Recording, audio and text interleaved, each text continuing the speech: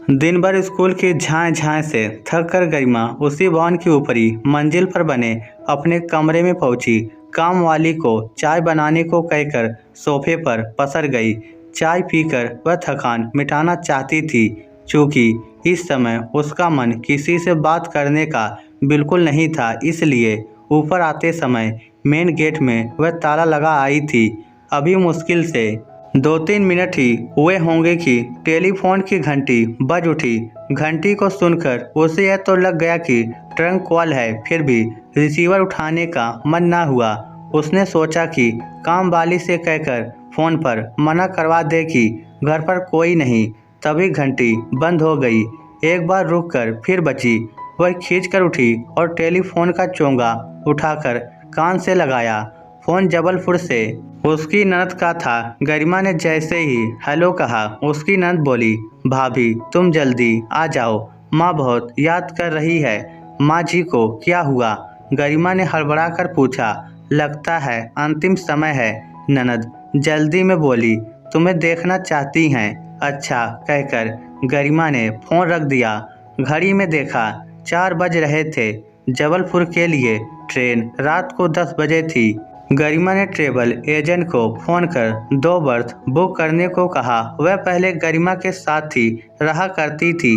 गरिमा के पति सुधीर 3 भाइयों में दूसरे नंबर के थे। बड़े बेटे की नौकरी तबादले वाली थी। तीसरा बेटा दीपक अभी बहुत छोटा था। सुधीर की भोपाल में BHEL में अस्थायी नौकरी थी। माँ अपने छोटे बेटे को लेकर सुधीर के साथ भोपाल में ही सेटल हो गई थी। लेकिन ये साथ ज़्यादा दिन ना चला। 3 साल बाद ही एक सड़क दुर्घटना ने सुधीर का जीवन छीन लिया। गरिमा को BHEL से कुछ पैसा जरूर मिला, पर अनुकंपा नियुक्ति नहीं मिली। सास ने परिस्थिति को भांपा और दीपक को लेकर बड़े बेटे के पास चली गई। गरिमा ने पति के मिले पैसे से एक मकान खरीदा, कुछ लोन लेकर दूसरी मंजिल बनवाई, खुद ऊपर रहने लगी और नीचे एक स्कूल शुरू कर दिया। पति की मौत के बाद गरिमा की सारी दुनिया अपनी बेटी और स्कूल में सिमट गई। पहले तो सास से गरिमा की थोड़ी बहुत बात हो जाया करती थी, पर धीरे धीरे काम की व्यस्तता से ये अंतर बढ़ने लगा। गरिमा की ससुराल मानो छूट गई थी। जेठ और देवर ने फ़ोन पर हाल चाल पूछने के अलावा और कोई सुध नहीं ली। मकान, जमीन जायदाद या दूसरी पारिवारिक संपत्तियों में हिस्सेदारी तो दूर, किसी ने यह तक नहीं पूछा कि कैसे गुजारा कर रही है या स्कूल कैसा चल रहा है। इस उपेक्षा के बाद भी गरिमा को कहीं न कहीं अपनों से एक स्नेहिल स्पर्श की उम्मीद होती, सहानुभूति और विश्वास से भरे 2 शब्दों की चाहत होती। अपने काम और उपलब्धियों पर शाबाशी की उपेक्षा तो हर व्यक्ति करता है, किंतु गरिमा की जिंदगी में यह सब कुछ नहीं था। उसे खुद रोना था और खुद चुप हो जाना था। गरिमा ने अपनी छोटी सी दुनिया बहुत मेहनत से बनाई थी। एक दिन भी इससे बाहर रहना उसके लिए मुश्किल था। उसने कई बार बाहर जाकर घूमने का मन बनाया, पर ना जा सकी। आज जाना जरूरी था, क्योंकि सास की हालत चिंताजनक थी और उन्होंने उसे मिलने के लिए बुलाया भी था। ट्रेन ने सुबह 6 बजे जबलपुर उतारा। वह बेटी को लेकर प्लेटफॉर्म पर बने लेडीज वेटिंग रूम में गई, वहीं तैयार हुई। बेटी को भी तैयार किया और जेठानी के घर फ़ोन मिलाया। फ़ोन जेठानी ने उठाया।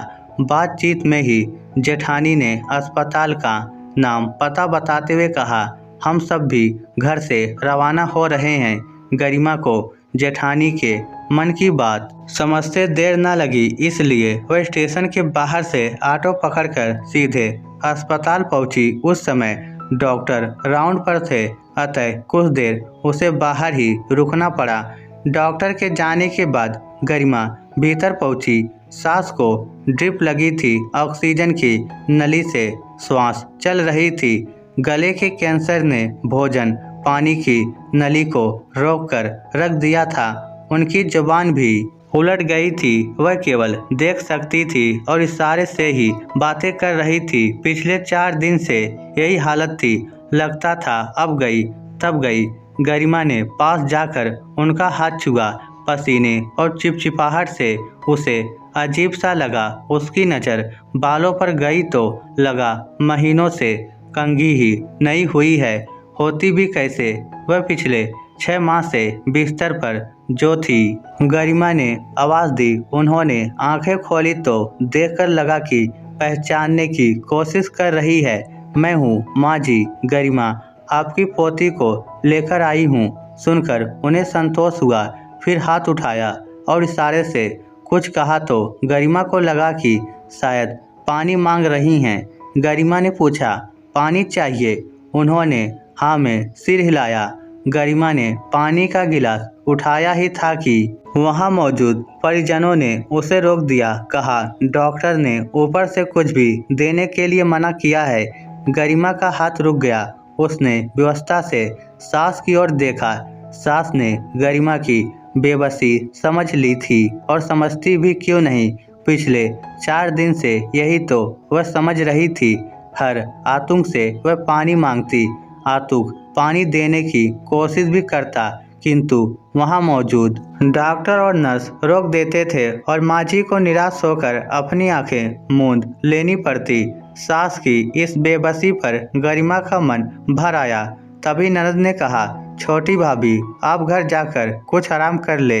रात भर का सफर करके आई हैं, थकी होंगी। पहले गरिमा ने भी यही सोचा था, किंतु सास की हालत देखकर उसका मन जाने का ना हुआ।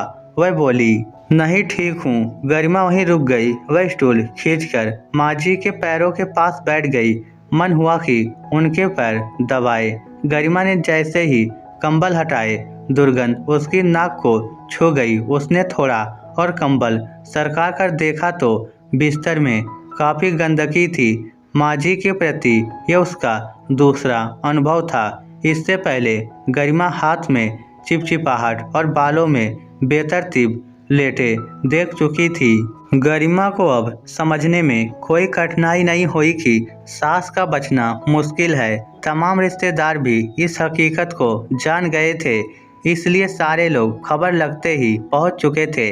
गले के कैंसर में ऑपरेशन जोखिम से भरा होता है। उसमें भी यदि श्वास नली को जकड़ लेने वाला ट्यूमर हो तो जोखिम 100% तक हो जाता है। गरिमा का मन माँ जी के प्रति करुणा से भर गया।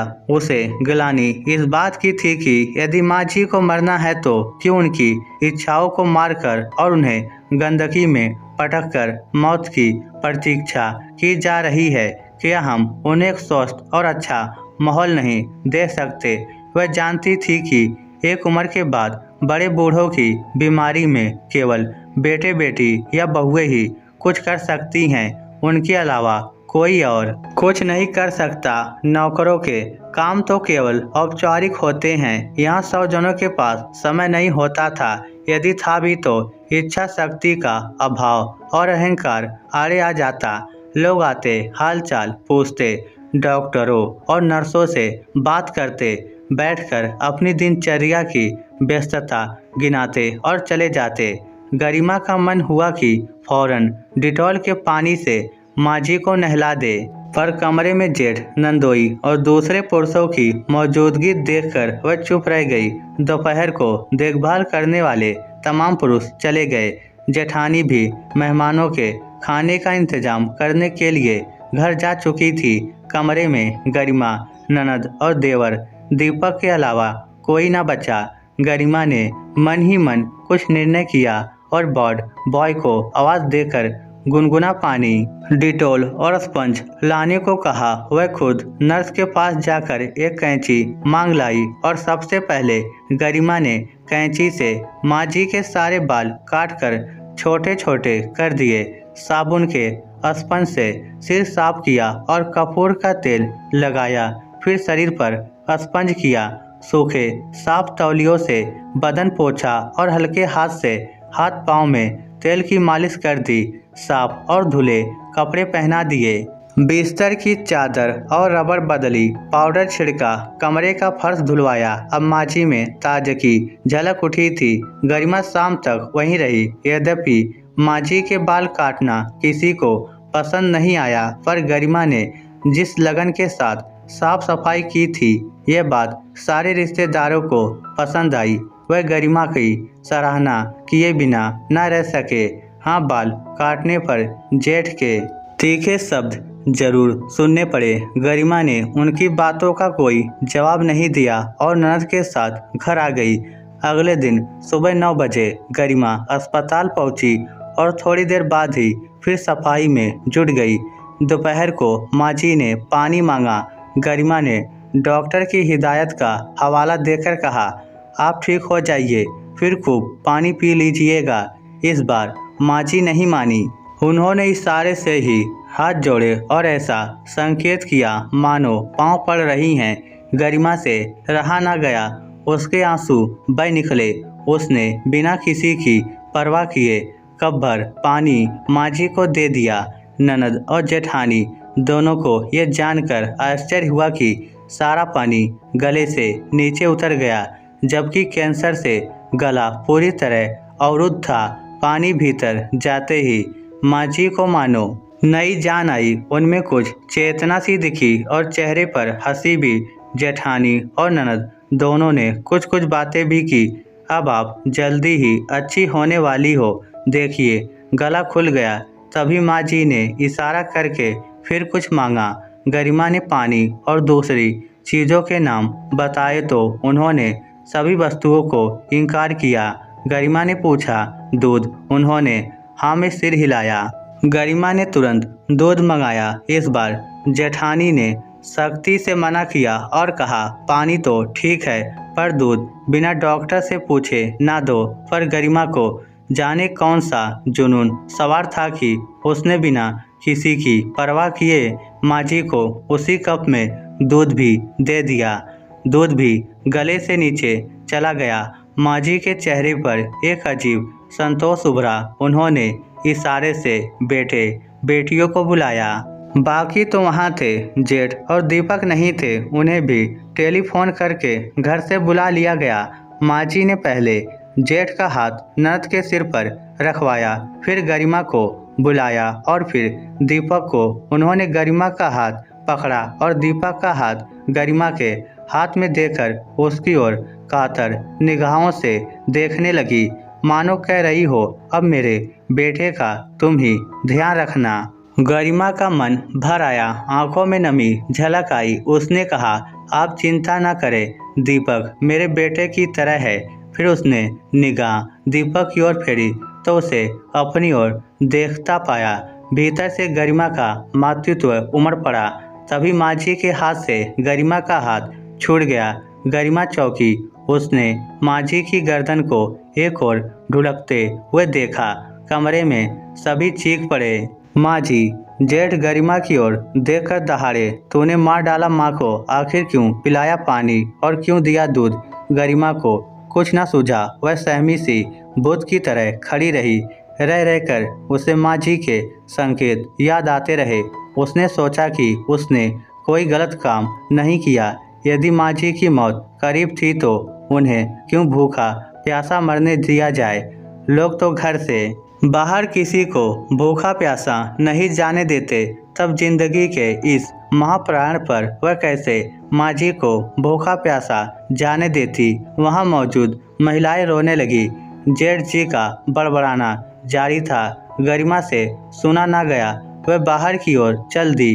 अभी वह दरवाजे के करीब ही आई थी कि उसके दोनों हाथों को किसी ने छुआ। उसने देखा कि उसके दाएं हाथ की उंगली देवर दीपक ने और बाएं हाथ की उंगली बेटी ममता ने पकड़ रखी थी। इस स्टोरी को लेकर आपकी क्या राय है?